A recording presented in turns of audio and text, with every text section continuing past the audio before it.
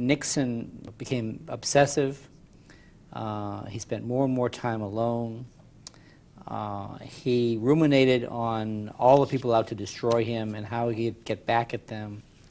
And his aides became very, very conscious of the degree to which he was acting irrationally. He also was drinking a great deal more.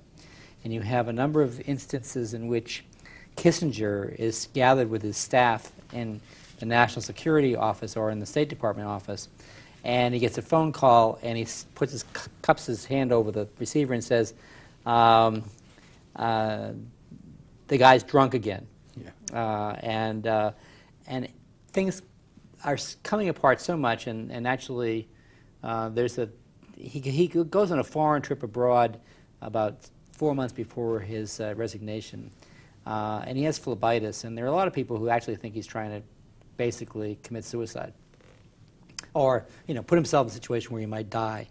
But anyway, the bottom line here is that Secretary of Defense James Schlesinger is so unsure of the reliability and mental stability of Nixon that he basically gives orders to the Pentagon generals that they are not to obey any military orders from the White House unless he, the Secretary of Defense, approves them. Yeah, that's a startling... That's frightening. Yeah, because that's like saying our commander-in-chief is nuts, yep. And therefore I have to violate the chain of command. Mm-hmm.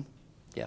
Which, of course, on the other hand, as we were discussing at lunch, Nixon and Kissinger had all these secret wars going in Cambodia and in Laos, and the bombing, and they, I guess, somehow or other saw to it that flight logs were altered so that people like Laird and Schlesinger, who were the successive secretaries of defense, and the generals in the Pentagon would not know what their own Air Force was doing. Yes. And talk about violating the chain of command and honesty and all that. I can't think of a worse thing to do, frankly. Well, and Nixon never tells his Secretary of State about his initiative with China. This excerpt is brought to you by the Massachusetts School of Law, the leader of reform in legal education and a leader in multimedia education for the public.